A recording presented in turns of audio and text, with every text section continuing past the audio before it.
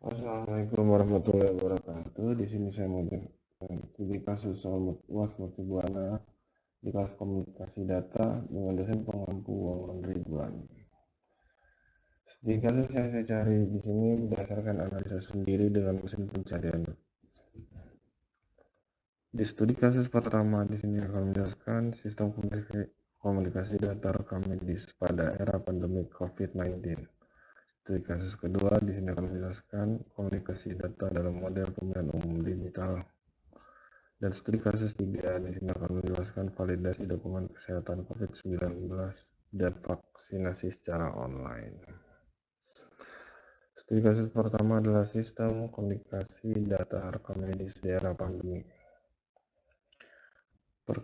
Kurikulum dari masa ini adalah perkembangan teknologi informasi yang begitu pesat telah merambah ke berbagai sektor kesehatan, terutama dalam proses rekam medis, di mana pada dasarnya kesehatan informasi dalam bidang rekam medis itu biasanya bersifat informasi intensif.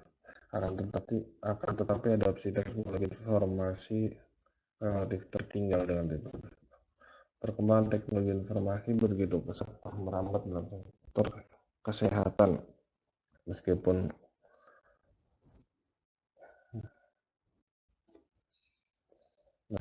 tetapi diadopsi dengan informasi teknologi informasi. Studi kasus dalam hal ini adalah banyaknya rumah sakit yang masih menggunakan sistem tradisional dalam rekam medis, yang masih menggunakan kertas. Masalahnya di antaranya dalam penggunaan rekam medis dengan sistem tradisional dalam memberi di antaranya dapat banyak mengalami kesalahan dalam pemberian data maupun keakuratan data dalam medis sebelumnya. Salah satu tantangan terbesar dalam penerapan teknologi informasi ini adalah prinsipnya demokrasi secara event manajemen pasien di rumah sakit maupun klinis.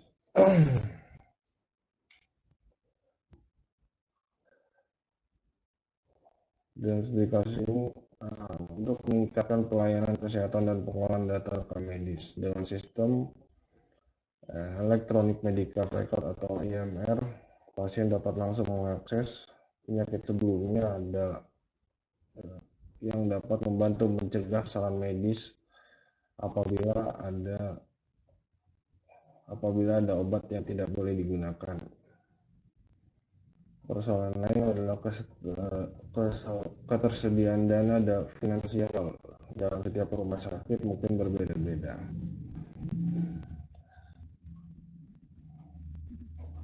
Untuk flowchart penjelasan dalam penggunaan rekam medis, di sini ada pasien yang melakukan administrasi. Jika pasien itu adalah pengguna baru di dalam rumah sakit tersebut, dia akan melakukan pendaftaran untuk mendapatkan nomor kartu. Jika sudah melakukan pendaftaran sebelumnya, dia akan melakukan pendaftaran untuk dapat untuk memilih klinik dokter dan dapat nomor antrian. Ketika sudah mendapatkan nomor antrian atau dokter yang dituju, administrasi akan mengirimkan kepada dokter. Dokter akan menganalisa apakah pasien ini sebelum mendaftar di sini dan apakah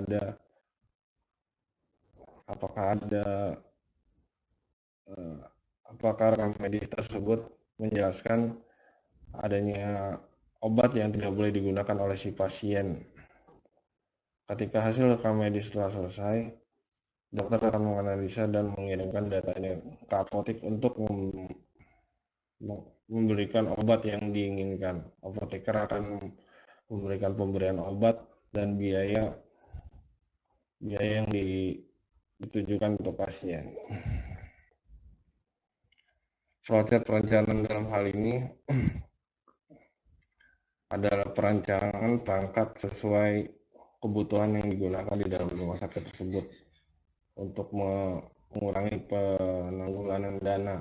Perencanaan dan pengumpulan data sebelumnya, daftar pasien analisa dan perancangan sistem, implementasi pengujian sistem, dan hasil dari pengujian sistem tersebut.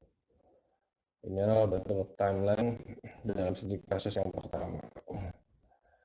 Solusi studi kasus pertama adalah pembelian spesifikasi server.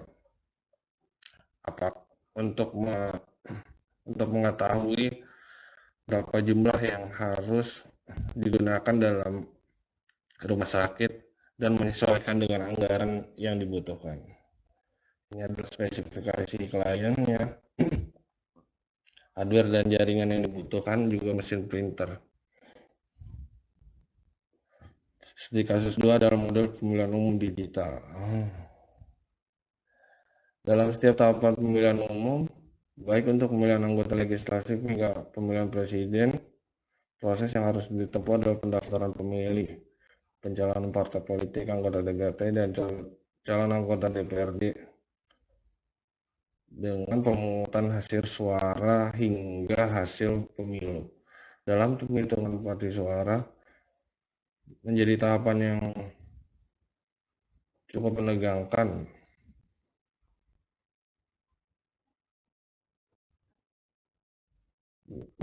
dan dinantikan, sehingga keakuratan data dan kecepatan proses perhitungan harus selalu tepat.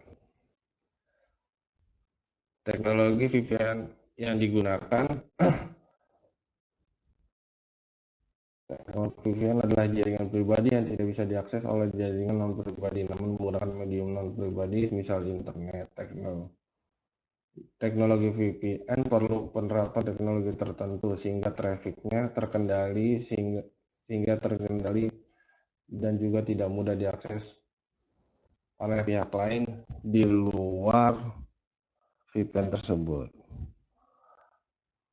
Pembahasan dalam implementasi VPN IPMS dapat dikembangkan menjadi fitur lain. Ini adalah fitur-fitur VPN yang digunakan intranet, extranet, remedial, teknologi, multi-service, platform scalability. Skema solusi dalam implementasi VPN. Apakah jaringan VPN aman? VPN sendiri dapat mempersulit sebagian orang untuk melakukan peretasan karena koneksinya adalah private atau bisnis, sehingga meningkatkan keamanan yang dirancang sedemikian rupa. Dan koneksi dalam setiap VPN itu dienkripsi sehingga tetap aman dari ancaman dunia maya atau di luar jaringan VPN. Kekurangan VPN, koneksi jaringan publik tidak dapat diprediksi, sehingga kontrol jaringan tersebut pihak lain, sehingga otomatis kita tidak mempunyai kontrol jaringan tersebut. Rawan penyadapan perangkat sesuai tidak adanya standar.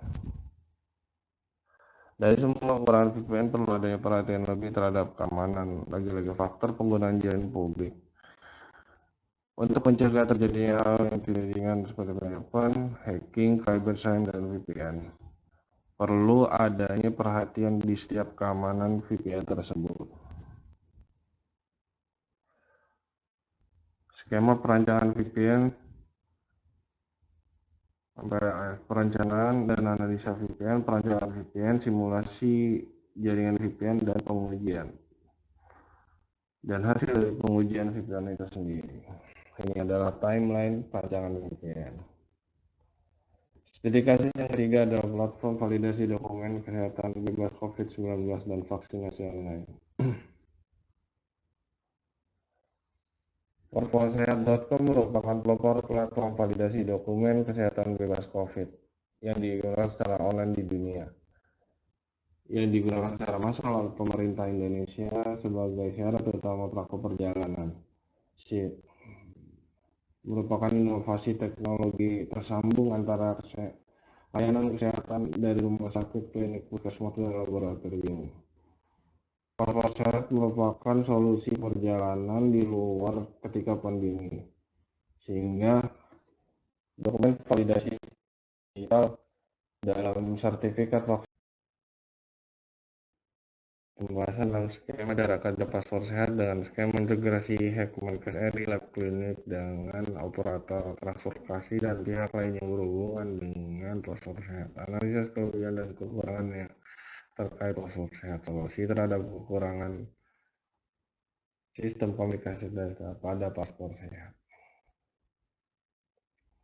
Ini adalah cara pembuatannya. Start dengan membuat akun tes kesehatan COVID-19 sampai hasil dari rumah sakit dan masuk ke dalam sistem IHEC, di mana di situ terdata mendapatkan berupa barcode setelah melakukan submit data kesehatan. Setelah melakukan submit itu dia akan melakukan terminal. Apabila terminal transportasi melakukan perjalanan, ketika areanya red zone, dia akan kembali ke terminal tersebut karena tidak dapat melakukan perjalanan ke area tersebut. Ketika green zone, dia akan memiliki tempat penginapan untuk memilih ke tempat penginapan atau tempat rekreasi. Setiap perjalanan ke dalam terminal transportasi dapat mengecek barcode si pembuat akun. Pembahasan kelebihan dari sistem ini: mempermudah tracing data apakah seseorang dalam kondisi sehat, mempermudah dalam penentuan seorang terpapar dengan COVID-19 atau tertemu. Adanya integrasi data di setiap proses. Pembahasan kekurangan dari sistem adalah registrasi yang dilakukan berulang ketika validasi data setelah check out. Register pembuatan akun harusnya memiliki pemilihan dalam satu perjalanan, apakah melakukan perjalanan ke dalam sebuah perjalanan dekat lokal, memilih ke dalam hotel atau keluar kota.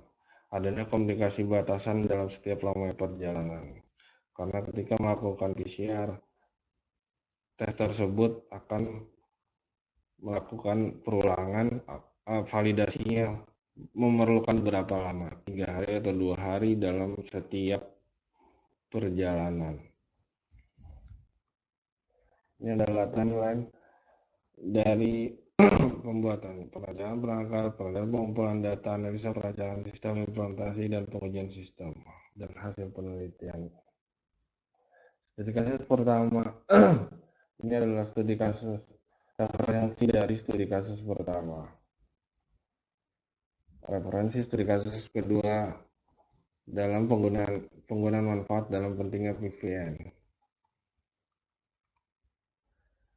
Ini ada referensi dari studi kasus ketiga yang merupakan studi kasus tentang pasporsehat.com. Terima kasih telah menonton video yang saya buat. Bersama saya Ari Asanto.